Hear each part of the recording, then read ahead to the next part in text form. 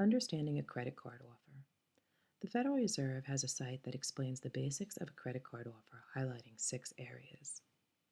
The first and arguably the most important thing to look for when choosing a credit card is the APR. You will find these numbers in this section. The APR, or annual percentage rate, is the rate of interest that you will pay annually if you carry a balance from one billing cycle to the next. If the card has a special introductory rate, you will see the rate that applies after that introductory rate ends alongside it. In fact, multiple rates will be listed.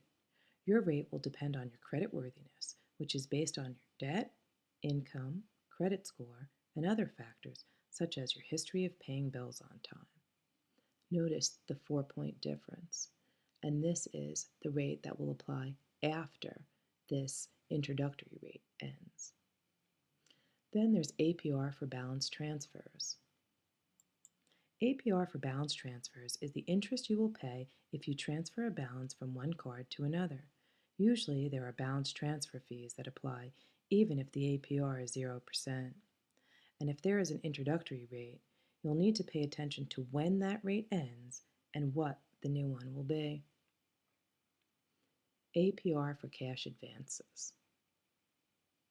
APR for cash advances is the interest you will pay if you withdraw cash from your credit card account. Usually there are fees, and most creditors charge interest immediately starting from the date you get the cash. Then there are penalty APRs. Let's look when they apply. Your credit card company may raise the rate for several reasons. For example, if you pay your bill late, if you go over your credit limit, if you make a payment and it's returned, or if you do this with any other credit card that you have with the same company.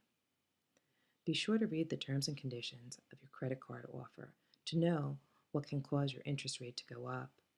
If you trigger the penalty rate, your credit card company must tell you that they will be raising your rates 45 days in advance of the increase. Your credit card company must tell you how long the penalty rate will apply.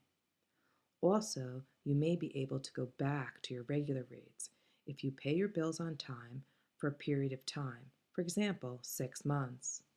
Companies may not automatically return you to the regular rate.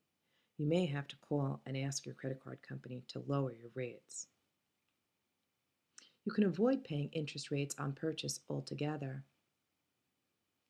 You can do that by paying your bill in full by the due date.